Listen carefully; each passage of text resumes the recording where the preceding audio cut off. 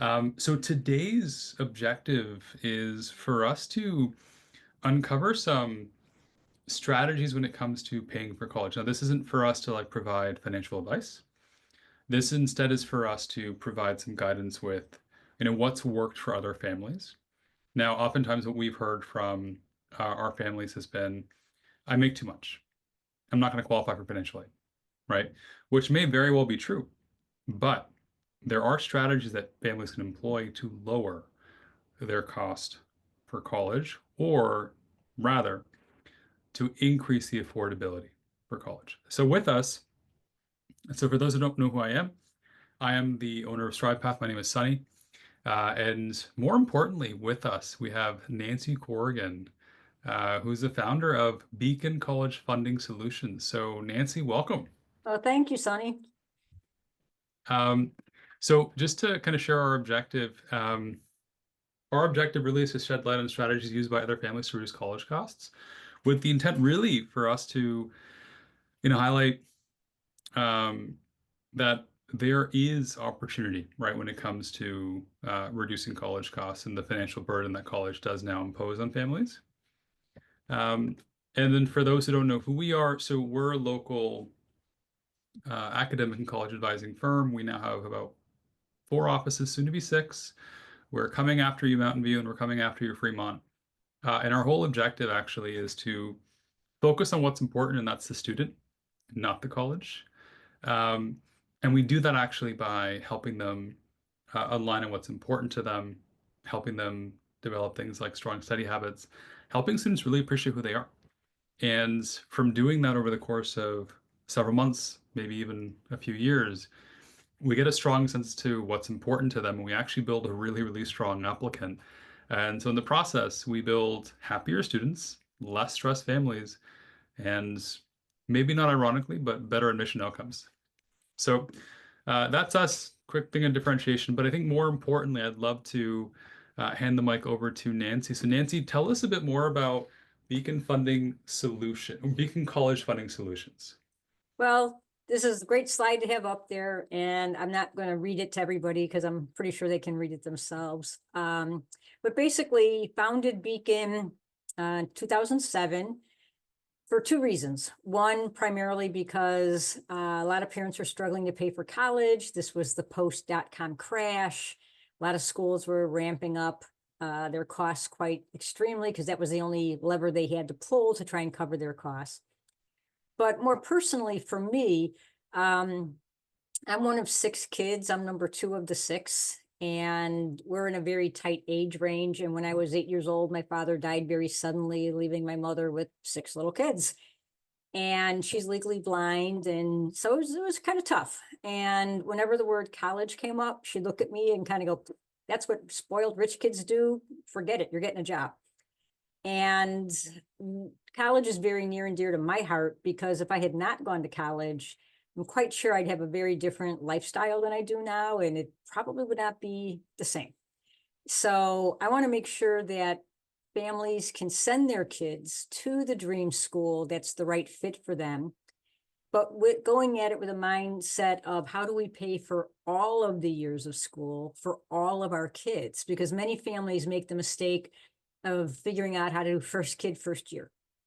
And then they're winging it constantly. And when you do that, you end up not being able to take advantage of opportunities, and it ultimately ends up costing you a lot more than it probably should. So we've been around for 17 years. I think without having given birth to over 600 kids, we have put over 600 kids through college. That's legitimately very funny. Um, so, so let's go to the next slide. Um, All okay, right. so So just this is the automatic disclosures that have to be, presented, that information we're going to talk about tonight reflects laws as they are today. If they change tomorrow, we will obviously update our information. But it is based on what's going on right now. And obviously, because as Sunny mentioned, I don't know great details of everybody's finances. This is going to be a very in general sort of conversation. But I think with enough detail that people can get an idea of if it applies to them. Yep. Awesome. So this is interesting. So Nancy, we talk about three kinds of families that need proper college funding, and you mentioned so they typically fall into one of three categories, right? So tell me a bit more, and let me know if I should skip to the next slide. Yeah, I will. So what I wanted to do was to help the folks listening in today. Again, without knowing your specific details, it's going to be hard to give you information. So I thought I'd try to break it into something more manageable. Mhm. And the schools think about it this way as well. Families are going to fall into one of three categories based on their eligibility for need-based financial aid. And just to be clear, need-based aid is the vast majority of financial aid that's out there. And it is designed to help fill the holes of the cost of college versus what a family can pay. Yep. Other kind of financial aid is merit-based aid. And merit-based aid is solely based on the attributes of the student. You know, are they a fantastic musician? Are they a great science fair winner? Are they an athlete? You know, the school wants the student and they do not care about the family's financial situation. They don't Mhm. even look at it. But this is really a way to kind of think about it, because most people, when they think about college aid, they think, oh, I don't have a lot of income, we're going to qualify for aid. And that's kind of what is in the back of most people's mind, is really need-based aid. So we want to go to the next slide. We'll start to talk about what these categories are. 1 second. There we go. Okay, so category one are families that have adjusted gross income, that's that AGI, of less than $80,000. And the reason $80,000 is the number is because that is the median household income of our country. So if you are in the bottom half, that is what a lot of the need-based aid is designed to help. So families who have $80,000 or less in income, especially if you're in the Bay Area, probably don't have a whole lot of money left over to pay for college. So they're going to qualify for a lot of aid wherever they go. But what's going to be quite important to families that fall here is the school that your student wants to go to, do All they right. have I enough think of we a are budget streaming. to So I'm just cover the holes that I'm need gonna to go be? ahead and So that's going to be an important aspect of it. But they will qualify, they'll be eligible for aid. It will depend on the school to see if they actually have it to give it to the families. there. Okay, so category number two are families that have an adjusted gross income between 80,000 and 300,000. Mhm. And this is probably the vast majority of families sending their kids to school, and probably the vast majority here tonight. Now, these families will most likely be eligible for some financial aid, but it's going to depend. It's going to depend on the school. It's going to depend on how the families position their assets and their income to Mhm. see if they can qualify for financial aid. When you say it depends on the school, can you just share a bit more? Like how does it depend on the school exactly? So for example, let's say a family goes through and they complete the FAFSA, the free application for federal student aid, and Mhm. the SAI number comes out to be $30,000. Now, if they want to go to a CSU costs about $35,000. So they probably won't get very much need-based aid because they don't need a lot of help. Mhm. But maybe they want to go to Occidental. They want to go to Harvey Mudd. Those schools are in the $85,000, $90,000 range. Yep. So if the family's expected to pay 30 and the school costs 90, there's probably a fair amount of aid they're going to qualify for. Got it. That's really helpful. And so like is there just like a general rule of thumb when it comes to like financial aid amounts and like almost the composition of financial aid based on the like college type? Um, what happens is need-based aid is very much driven by the family's income. Mhm. Now, you know, in general, and these are very general numbers, and I'd be happy to Yes, talk with I any of think the we are. families for more specifics, is that roughly about 30% of your adjusted gross income is what goes into the formula as available for All school, right. and Mhm. about 5% of your assets. So sometimes people, you know, get All very right. focused on how do I move my assets around, and that might not actually move the meter very much. It's Yep. about looking at their income. However, many schools look at the equity you have in your home. So if you're a homeowner and you have a home in the Bay Area, chances are pretty good you have more equity in your home than the average across the country.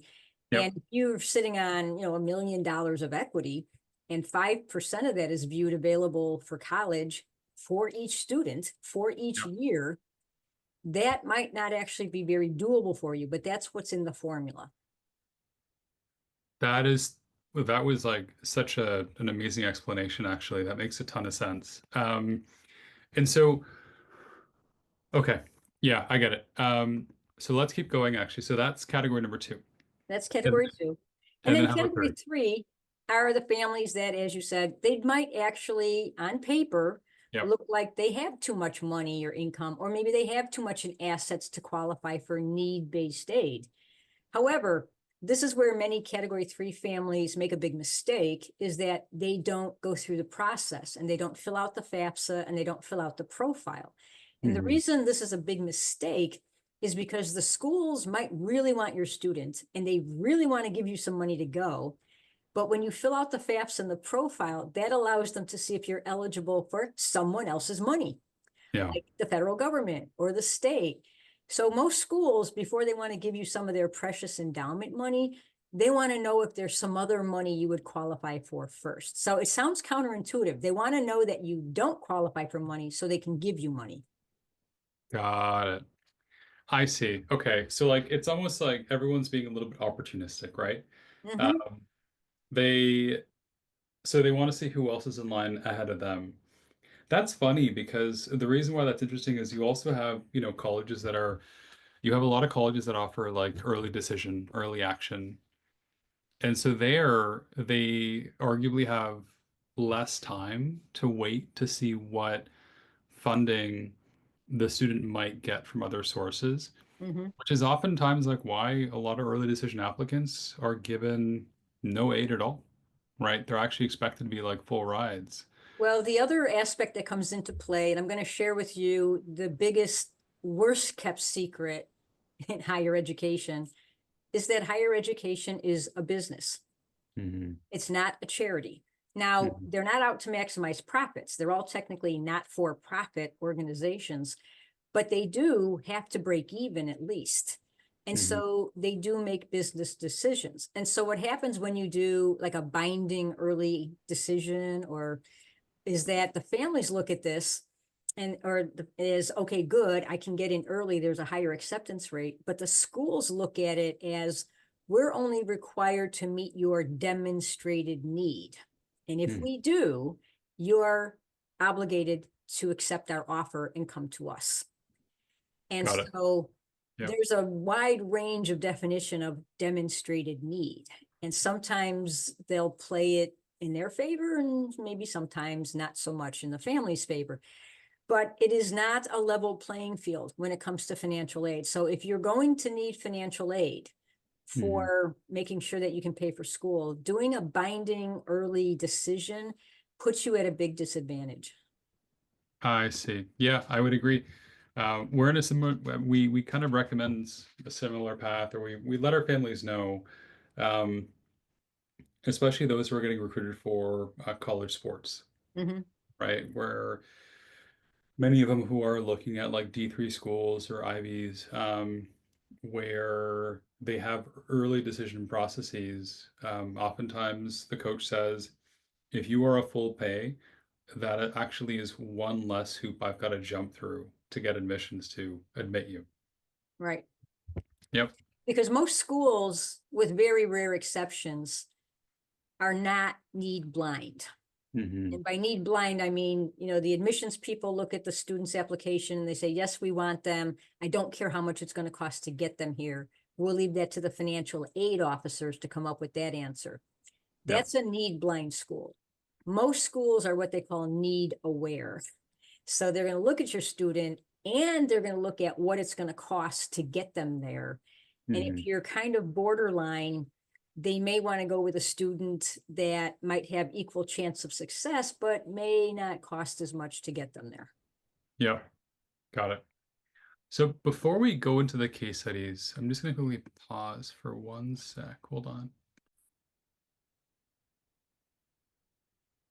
All right, and we're back. So let's go to the case study. So Okay. So let's I wanted walk to through jump this. in and, Yeah. as Sunny, you and I had talked about is let's kind of use some real life examples. So this is a little bit of a blend of a couple of families, but I think our listeners will be able to relate. So here's the situation. We have a category 1 family. They make less than $80,000 a year. And they've got 2 students. They've got 2 daughters, and they really have they've received a significant gift from a parent. Mhm. And now all of a sudden, they're not eligible for any financial aid. Yeah. The family also rents out part of their house. They rent out a bedroom in their garage to somebody. And that's actually what's the income helping them make ends meet. So Mhm. here's the problem is that on paper, as you go through it, they don't meet any of the requirements to qualify for need-based aid. Yep. And because they did accurately report the income they received from their home, the schools all viewed their home as an investment property and Yeah. said, oh, and look at all the equity you have in it, therefore you can pay for college. Um, so this was very frustrating to them. Well, when that happens, like, what is the college's expectation that they would take equity out from the house and then use that to pay for college? Like, what? Well, here's what's interesting. No financial aid officer will ever say to a family, take out a home equity line of credit or refinance your mortgage. Or what they will say is, you have a resource available. Yeah. You should use it. They're not going to tell you exactly how to use it, but they will gently and politely and then, nicely say, but you've got an available resource. Why would you not want to use some of that? Yep. And what happens is to me, this is simply my humble opinion, kind of prey on a little bit of a parent's potential guilt that, well, of course I want the best for my child. I want them to go here. Well, okay, if I have to take it out of the house, I'll take it out of the house. Mhm. The challenge with this family was even if they wanted to use the equity in their house, they wouldn't qualify for a mortgage because their income wasn't high enough. So what we did was we helped them That's such a hard reposition. position to be in. Yeah, it's not fun. It is very stressful. Yeah. So we were able to reposition the gift assets so that it was in asset vehicles that are not part of the financial aid formula. Yeah. We also helped them navigate the appeal process so that we could explain to the financial aid officer that the home equity is part of their primary residence. And so the financial aid formulas don't count the for the FAFSA, do not count home equity of your home. So we Mhm. wanted that out of the formula. As a result, first student went to a UC and they got $25,000 a year in grants. So that was $100,000 a year. Mhm. And the second student went to a private university and she got $50,000 a year to help Wow. her. And so this saved the family over $300,000 on the sticker price over the student's college career. Because you just don't want the alternative to be a parent looking at their student going, we just can't pay for it. So I Yeah. think you're going to go to community college. Yep. That's not the right fit. That's not going to be the right track for them. Yep. Wow. Okay, case study number 2. So here's number 2. So this is a category 2 family. However, the parents are separating and they're going to be going through a divorce and they have 3 students, a single and 2 twins. And both of the kids, all 3 of the kids want to go to, I won't say overly expensive schools, but reasonably pricey. And as we looked at some money they did save, some money that the grandparents were going to chip in, we still had a $344,000 gap in what it was going to take. So what we started to do was, kid number 1 started freshman year, and the part that got the parents a little panicky was the twins. They're now high school seniors, and they're about to go next year. So their situation was a lot of, we've got some savings. We don't know how to squeeze any money out of our budget. What are we going to do? So in their situation, what we did is we sat down with them to go through and say, well, what are you currently spending on the students? Because some of them were doing tutoring lessons. Some of them were in sports programs and they were at travel volleyball and travel baseball. And we started to break this down and realize, when they're playing travel baseball and you go to an away game, you've got a hotel bill, you've got food, you've got travel costs. And we started actually breaking that down and said, okay, this is already kind of baked into your annual costs. what if we capture those and put them towards college? So before it ever just hits your checking account and becomes part of the big blob of money that your family has, let's capture those before it gets there. And also, we talked about what's the student's role going to be? Are they going to work summer jobs? Are they going to work while they're in school? Are they going to take student loans? I mean, so the goal was obviously we wanted to minimize any student loans. We wanted to maximize capturing expenses that were going to support the students anyway. Another thing that parents often are pleasantly surprised about is, and I know this will sound like a really obvious thing, is when your student is away at school, your food bill typically goes down. You're not buying as much at the grocery store. On average, and these are averages, a family saves about $400 a month when their student is not home. Now, I will share with you that I mentioned this to one of our clients who was a mom, and she just went into hysterical laughter because she reminded me that her son is the offensive tackle on the football team, and she spends that every week feeding him. And she was so looking forward to someone else having to feed him when he goes away to school. So sometimes there are ways to take a look at where is the money going? Can we capture that for another use? Yeah. Also, one of the parents had the opportunity to work some overtime, and we talked about what that might bring in as well. So for many parents, especially, category 2, there often is no one silver bullet that's the one solution. It's often a matter of lots of pieces that we pull together to complete the solution. I see. So this really was almost like a spend analysis, right? And ways that we could kind of change how we're spending.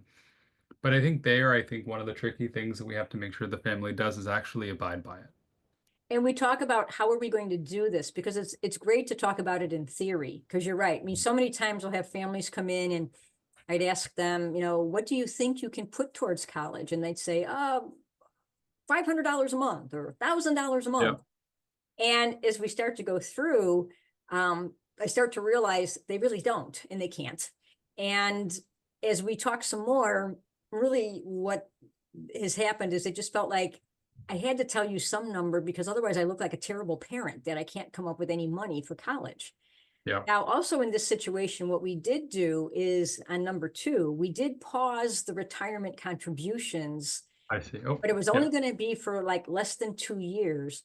But as part of our solution, we had a way to say, now, how are you going to catch up? Because we want to make sure that retirement also stays on track. Well, that's from not having to pay $400 a week to an offensive tackle for groceries. She was delighted. She's like, I'm going to be rolling in the dough here, literally. That's awesome. Okay. And then So, we have a third one, a third okay, now the third system. one. Yeah.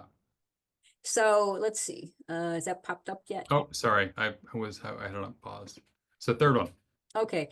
So here's one that probably many families can also relate to is we've got a family that is ineligible for need-based aid because they do make too much money but they don't have a lot of assets. It's all the cash flow that was coming on.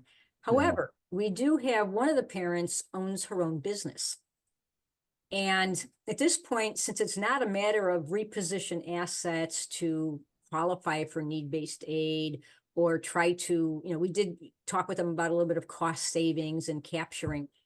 This became very helpful for them to say, okay, look, if you're going to be paying $45,000, $50,000 a year for your student to go to school, maybe we can find a better way to help defray some of those costs. And the way we did it with this family was using the parent's business to have the student be an employee of the business.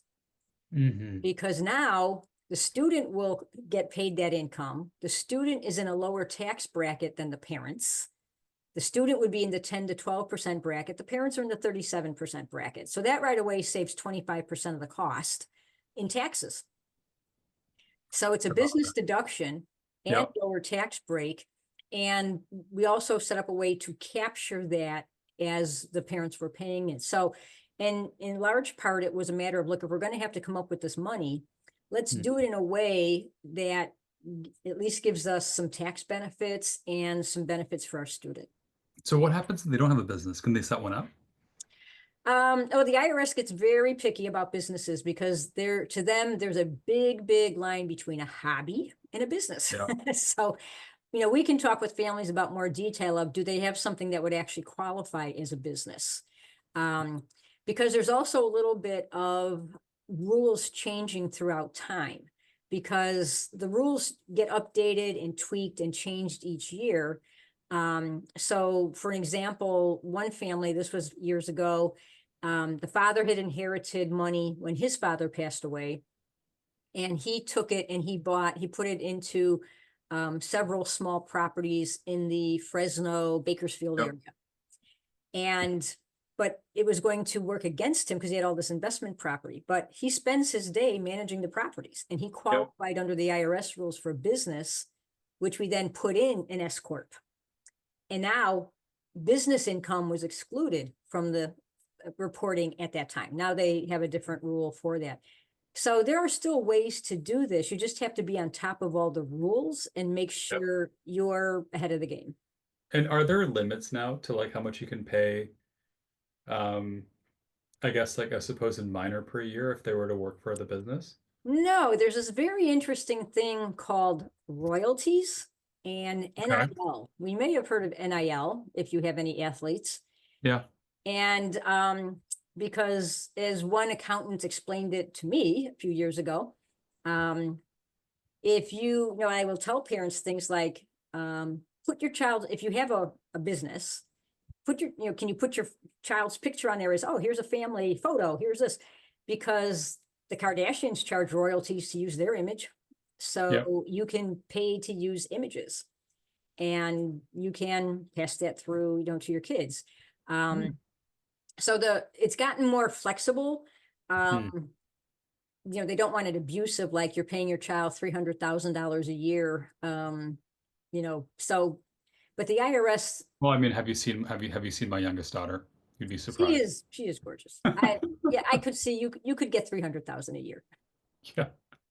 But sorry, keep going. But again, it's staying on top of them, of the rules, because they do change every year. Super helpful. This is amazing. So let's just kind of recap now. So if you were so these are like your 7 strategies. Let's walk through this. Sure.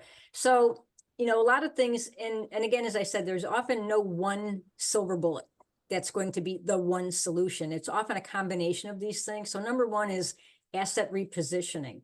Are there places to put your assets that could effectively generate a better return for you? So for example, this is something that many accountants like to do, but it will shoot you in the foot for financial aid. Let's say you're sitting on a lot of cash, you're not sure you want to put it in the market just yet, and your accountant says, oh, Sonny, you should open up an account with your daughter's name on it and put it in her name because she's in a lower tax bracket. And you're like, oh, that's great. This will save me $1,000 of taxes. But any money you put in a student's name, roughly half of that is assumed to be available for school, as opposed to 5% if it's your money. So if you put $10,000 in your daughter's name and it saves you $500 in taxes, it may have just lost you $5,000 of financial aid. So then what do you do in that scenario? Like put it under... Put it in mom and dad's name. So I should keep it under my name and not put it... Got it. Yeah. Tax efficient saving strategies. Because right now, under the current rules for the FAFSA and the profile, if a parent is to defer money into their 401k or 403b, that's perfectly fine. So for example, let's say you made $100,000 and you deferred $15,000 into your 401k. Yeah. Your taxable income looks like 85. In prior years, the FAFSA rules would take that 85, add back the 15, because the assumption was that was a discretionary use of your money. You had a choice to put your money into your 401k or not, and you chose to do so. Got it. And so we're going to add it back because you can choose to stop doing that.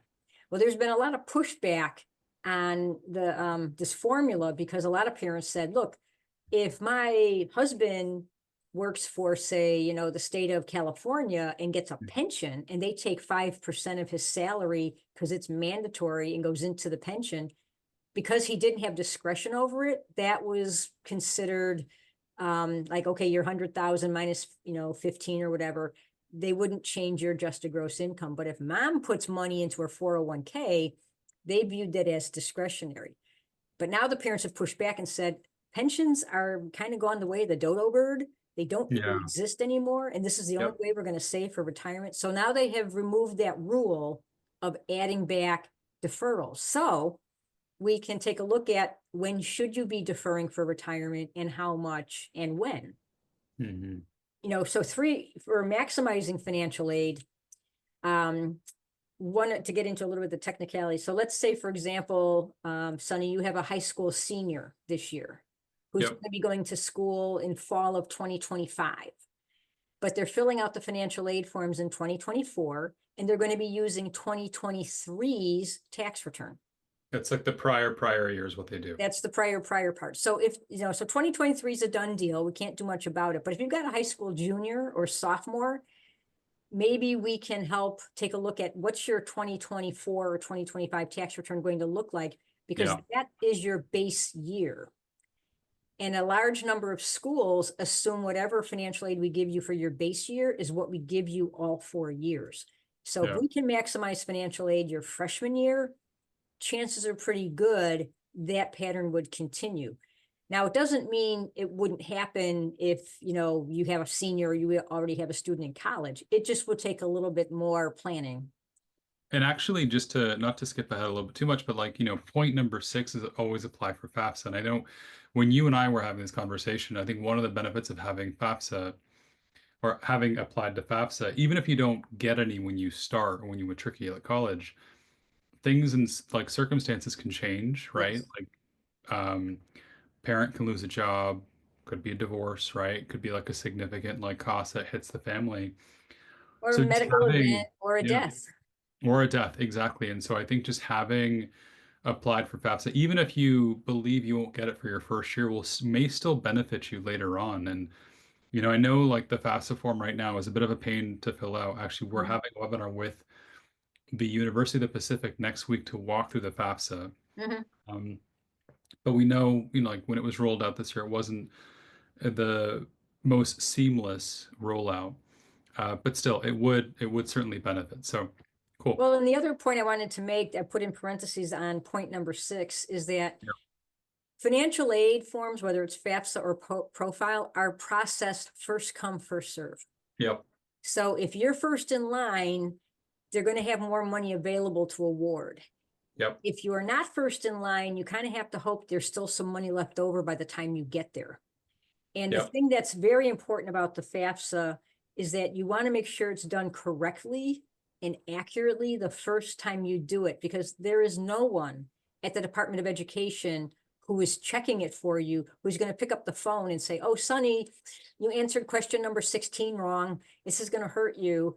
They're just going to assume whatever you put down is what you put down. And if it gets to the school and they can't figure it out or it's wrong and they're going to kick it out to you, you have to get back at the end of the line and make your way through. Yep. And actually, just one thing, one slight modification I make to that would be first come, first serve. Mhm. Um, but also, you may not want to fill out the FAFSA the day it becomes available because Yes, it will crash. because So, you are now the beta testers. exactly. So give it a week. Yeah, If you're going to apply for FAFSA, which we recommend you do, wait a week and then fill it out. Because hopefully by that point, the rush or the jam to complete FAFSA will have hopefully subsided a little bit and it's not going to crash on you. So cool. All right, let's keep going. exactly. And but no, it's very important to just be first come, first serve, Yep. get in line, get that timestamp. And even if you have to update your FAFSA, updating keeps the same date and timestamp. Doing it over completely starts you all over again. Oh, I see. So Okay. that's the issue with, where are you in line? Because they don't process financial aid offers based on the ranking of your student. They process it based on who got in line first. Yep. Got it. Okay. So that And was, we covered 1, 2, 3, and 6 so far? 6, right? And then cash flow planning, we talked a little bit about to get an idea of, helping families take a look at where their money is going. Are there areas that we can capture? And sometimes it can be things like, oh, yeah, we have a car payment that's going to end in, 14 months. Okay, Mhm. can we pretend to keep making the car payment and put that towards college? So, the goal with cash flow planning is not to make the families be eating beans and rice for the rest of their lives. It's to maintain their same lifestyle, but let's make sure that we're not letting dollars kind of leak through that we could be capturing. Yeah, I mean, one great example is there might be like a number of subscriptions that we currently have on our phones, and so we always like kind of do a bit of like a spring cleanup with the apps that we have, right? Um, and you just start to find like money out of like your proverbial like digital couch when you Right, start to cut things down, and it can definitely add up as well. So, right. yeah, And then, if you're self-employed, there's many, there are many, many tools that we can use. And for like one family, the business had finally really gotten traction and was taking off. And were able to set up actually like a defined benefit pension plan and a 401k plan for the owners. And yeah. therefore they could funnel a lot more money into it, which depresses the amount of income that becomes taxable. And they looked destitute by the time we did the FAFSA. I'll be giving you a call then. All right, then we talked about number six. Now number seven is a strategy that I think is very often overlooked. So let's talk about this, Right. the appeal. So I What is want to talk about the appeal because this we could do an hour and a half on by itself. yeah. Um, Most schools have an appeal form that they want you to fill out. And typically there's one of a handful of situations where they will do an appeal. And as you pointed out, Sonny, it might be loss of a job, or reduced income. It could be medical, illnesses in your family. It And could be just to clarify, when we say appeal, we're saying appealing like the financial aid package that you received. correct. Cool. Yeah. Okay. So this is a student who's been accepted, received a financial aid offer, but the offer is not enough for the family to be able to afford to send the student. And we want to go appeal to basically see if the school can come up with some more money. And so typically the school will say if there's things like a death in the family, a medical illness, loss of a job, loss of income, a transfer, a divorce, or change in marital status, those are ones they will then appeal. If it doesn't fall exactly in there, then you have to be very strategic about how you present your situation to them. And what we really tell families is it needs to be short and sweet, and it needs to lay it out, because the easier you can make it for them to do their job, the easier it is they can actually start to advocate for you. You don't want to start sending reams and reams and reams of information and bog them down because they're not going to read through it. Yeah. You also, and I would, I don't think your families are quite in this situation, but we do run into it periodically, is a family whose student has applied to a school and the parent says, oh, my 2023 income tax return looks really good, but I lost my job this year. That's not what we make. I'm going to start sending them information. And I really caution against that because you're doing it out of order for the way they work. And it makes more work for them. And quite candidly, it just ticks them off. So don't do that Yeah. because you can't do an appeal until you have something to appeal. So you have to go through the process, use the information that you have, get the offer that you know is going to be wrong. Then you go through the appeal process. So you need to do it in the order they've got it, Yeah. and help them be able to do their job best for you. But if you start trying to interfere and you want it in a different order, it rarely works. And actually, just something to add here too. We have seen this happen, and we have seen this work. We have seen this strategy work as well. If you have received admission into two colleges that are competitive with each other. Correct. Yeah. We had this happen with someone who got into Northwestern and someone got into this individual got into Northwestern and WashU St. Louis. Got a bigger financial aid package, I believe, from WashU St. Louis. Really wanted to go to Northwestern. Took the offer from St. Louis to Northwestern and said, "Hey, I really want to come here, but this Hmm. is the offer that I got from St. Louis." Northwestern matched it. or I think they might have actually beaten it. So like now for this doesn't apply to all schools. I think like an Ivy will tell you go pound sand. Hmm. But for a lot of other schools though, they actually may be open to it, especially if the offer that you are, especially if the incumbent offer that you're bringing to the table is from a competitor. Hmm. Um, because these schools, believe it or not, do have other schools in mind Hmm. that are almost like vying for the same type of student, and so they really want, if they really want you, and if they're able to, your financial aid offer may not be your final financial aid offer. Right. And I think there's really two key points in there, which is having competing offers really can help you. And I would also caution your parents against using what the financial aid officers refer to as the N word. Do not use the word negotiate. They do not negotiate. They appeal and they will reconsider and they will evaluate, but they do not negotiate. So don't ask them to negotiate. But number two is you need that offer in hand because trust Yeah. me, these financial aid officers have heard these stories all the time where a parent calls up and says, "Oh, I got a better offer at, this school." And they're like, "Show me," Yep. because they're calling their bluff Yep. and they want to do it. And I think another thing I would like to say about the appeal is please only appeal to schools your student really wants to go to. Yes. We've had to discourage a few families from, they want to go through the appeal process because they just want to see what they would get. And I said, does your son really want to go there? Well, no, but I just want to see what I would get.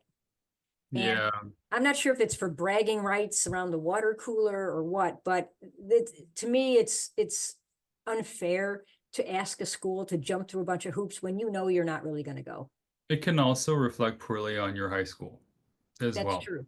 So I think just keep in mind, I mean, if you've got siblings at that high school, or even just more importantly, right? Like if that's just think about the legacy you want to leave behind, right? So Mhm.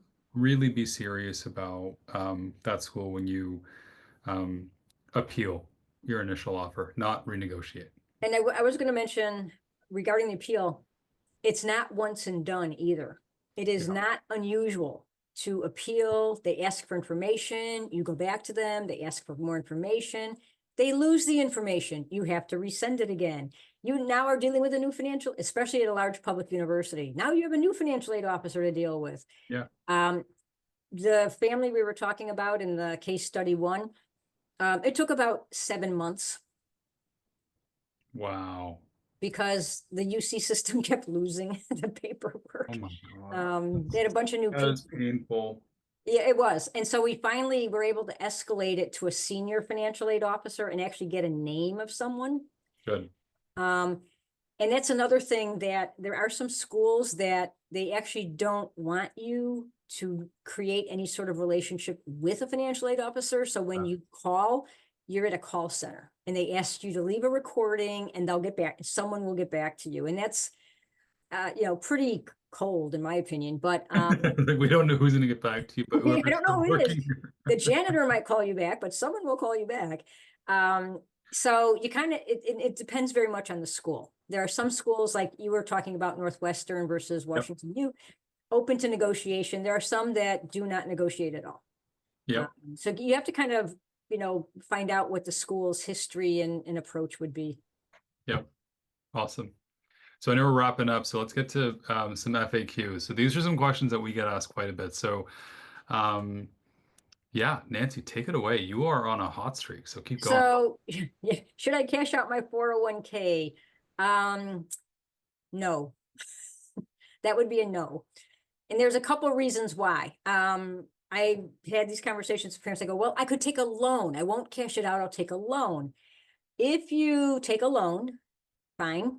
And then part of your contributions will go towards repaying your loan. But if you leave the company voluntarily or not, they terminate your department or whatever, you have about 60 days to repay that loan. And if you don't, it's a withdrawal. And if you're under age 59 and a half, not only is that withdrawal taxable, you now get hit with a 10% penalty for that. And it all shows up on your 1040 and looks like taxable income and messes up your financial aid for the next year. So that's So like a triple whammy. it is a triple There's, whammy. you get So hit with like a higher tax rate, the 10% penalty, and then Yep, it also shows up as taxable income when you apply for financial aid. So this is like three big reasons why you shouldn't do it. This is really right, helpful. Sorry, keep going. right. Now, pulling equity out of your house to pay for education expense, a lot of people do that. Um, it's not a yes or no. It's a how would this help your family question. Because, for example, if the alternative is student loans, where you have a higher interest rate and only 10 years to pay it back, or you take it out of your house and you have a lower interest rate and that interest is deductible and you could stretch it out over 30 years and make those payments more affordable, using your house might be a more attractive option than using some student loans. So it depends on what the alternatives are that we're considering. Yeah, because I think one thing that a lot of us may forget is um, when you do incur debt to pay for college, and if it's through federal aid or institutional aid, um, the moment you start college, in most cases, that is the moment the interest clock starts ticking, Mhm. right? And so you start to accrue interest over like those 4 years that you were attending college. And that can be a significant cost by the time you graduate. Well, and then what happens is, so mom and dad want to be helpful and they'll take out some loans. Yeah. Mom and dad do not actually get to deduct the interest for those loans because they're not the student. Only Wow. the student could Yeah. deduct the interest if their name is on the loan. Yeah. So, so that's why I say using loans, it's a tool. But it's an important tool to know how to use so you don't hurt yourself. Yep. This is already like guiding how we're going to pay for our kids' college. So thank you. Oh, good. Okay, and then change in marital status. Um, so here's a little bit of the before and after. The FAFSA's mindset, if you will, or the FAFSA's assumption is that it is the household's responsibility to educate their children.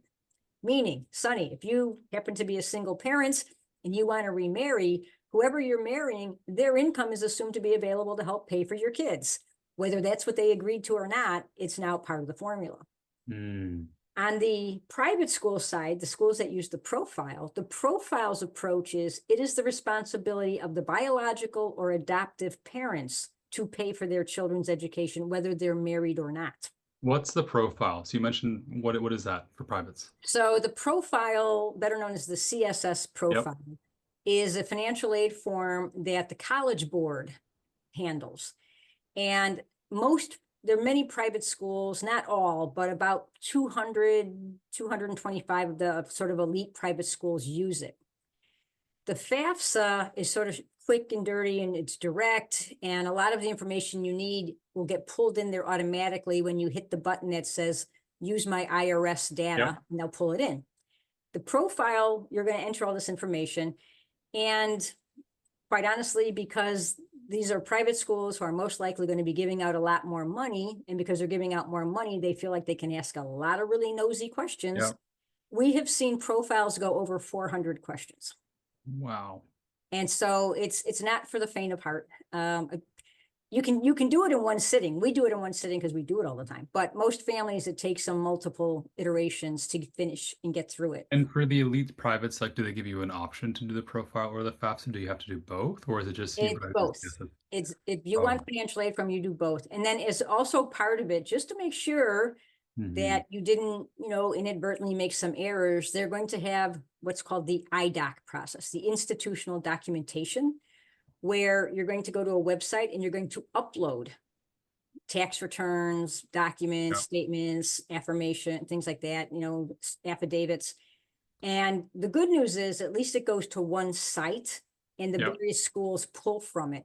It was not that long ago where you had to send your tax returns separately to each school. That's right.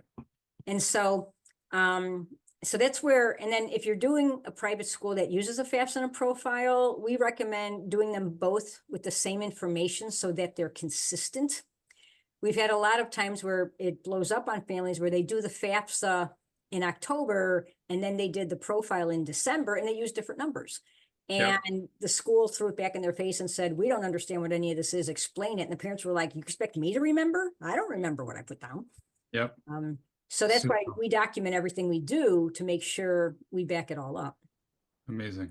So now, but so the last one is so these are all like questions that we get asked so frequently. The last one, residency, Mhm. is something that it doesn't pop up very often, but it's such an interesting strategy. So let's talk about this. Yeah, you and I talked about this a little bit before the call. It very much depends on the state you want to go to. So for example, Michigan, we were talking about Michigan, and Michigan set up these rules way back when the dominant industry was automotive. And their Yep. assumption was everybody's coming to Michigan to work for GM or Ford or Chrysler or somebody.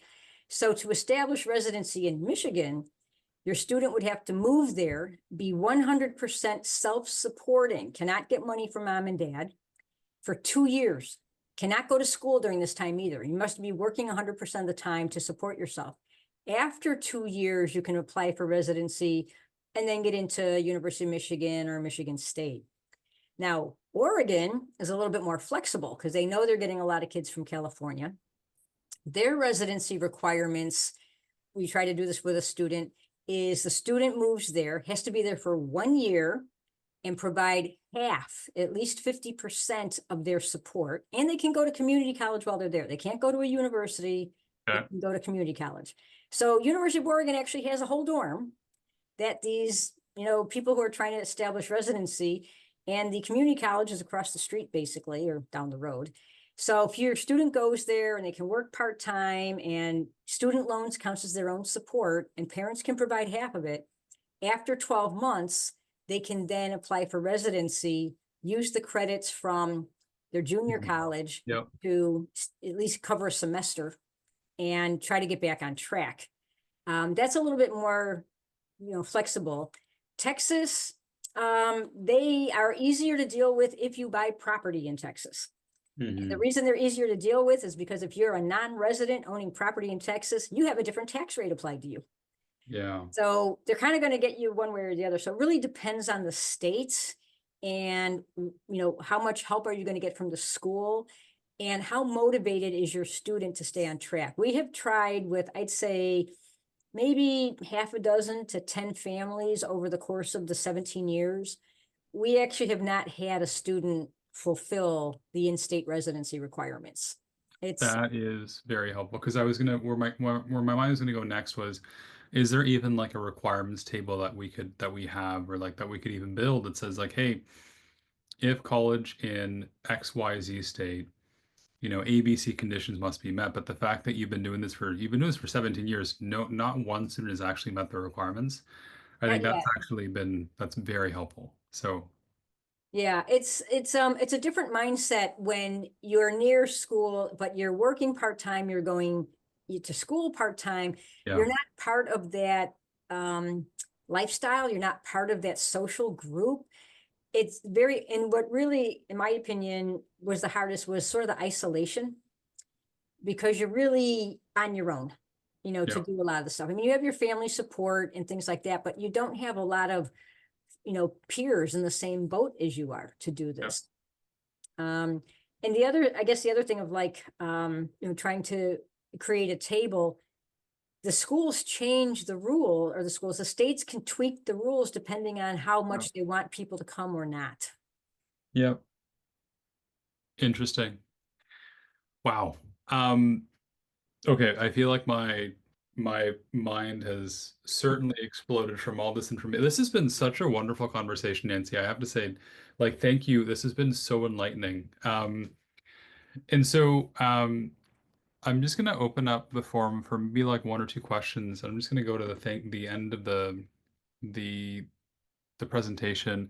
The other thing I just want to highlight too, and this is more for StrivePath student families, but for any of those who'd like to work with Beacon, so Beacon has been, doing financial advisory for 17 years now, and they're based in the Bay Area. You guys are based in San Francisco, is that right? We're in San Francisco. We're in the Noe Valley neighborhood. Yeah, So if beautiful area. anybody's familiar with it, we're 24th and Castro, so we're easy to find.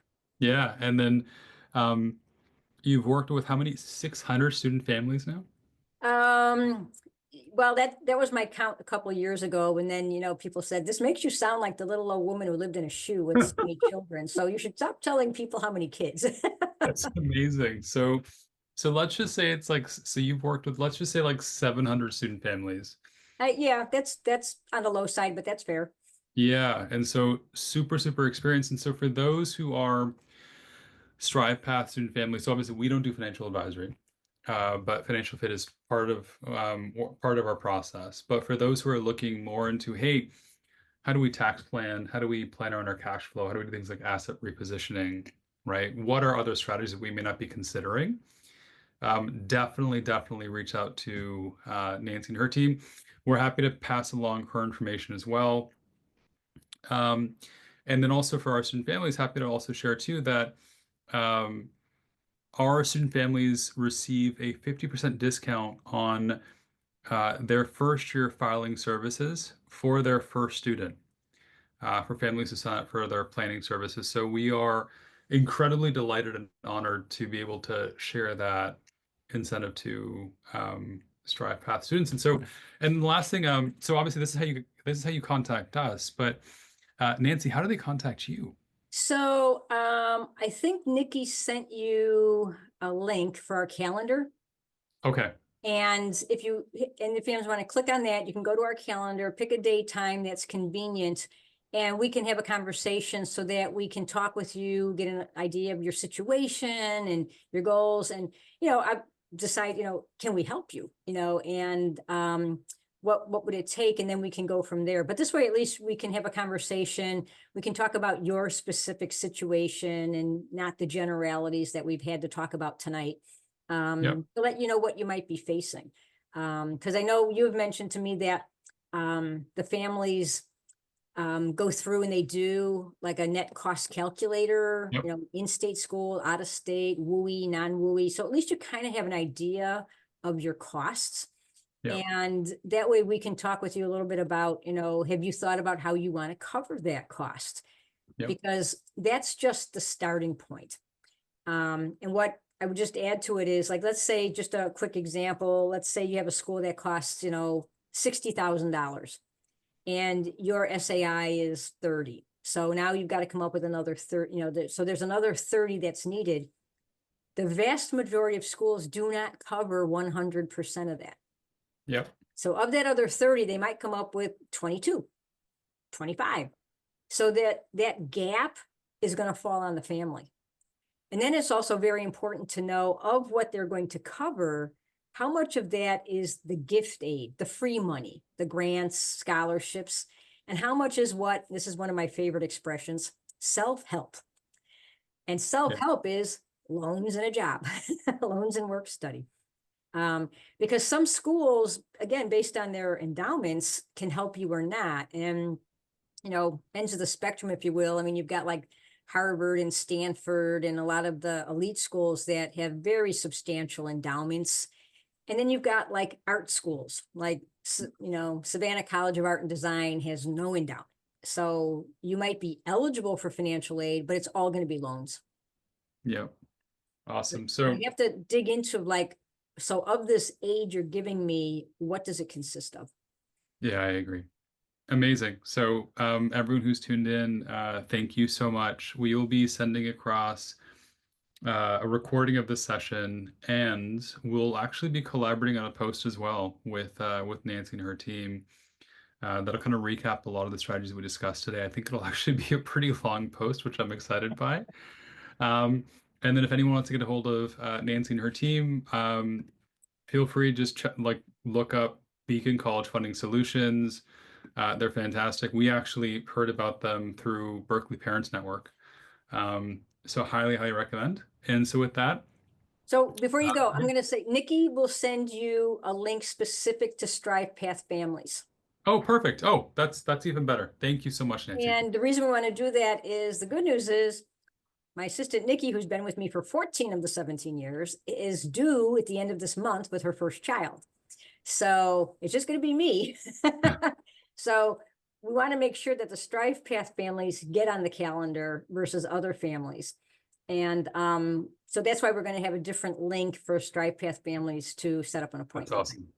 Amazing. Well, with that, we wish everyone a wonderful rest of the week. Happy holidays from us at StrivePath and from Beacon.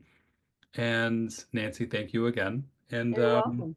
yeah, so here's the next one. So with that, have Well, a it's a great pleasure evening. working with you because it's hard to find highly qualified, very good folks who do what you do. There's a lot of people who just want to charge a fee and help you write, your application, and that's it. So we are very selective about who we want to partner with, and so we're very happy to be able to do this. Awesome. Nancy, that means the world to us. And obviously the feeling is very mutual too. So great. All All right. Well, right. Everybody take care. thanks so much. All right. Okay. Bye. Bye-bye.